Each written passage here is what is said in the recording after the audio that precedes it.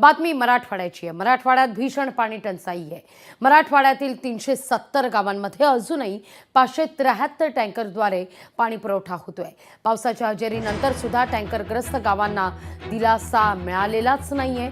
मराठवाड्यातील पाणी टंचाईची परिस्थिती ही अतिशय भीषण आणि जैसे थेच आहे।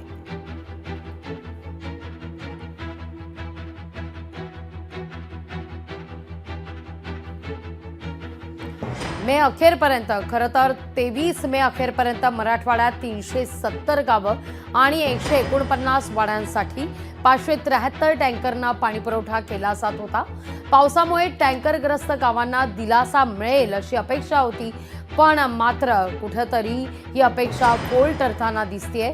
अद्यापही पाण्याची टंचाई ही कायम आहे।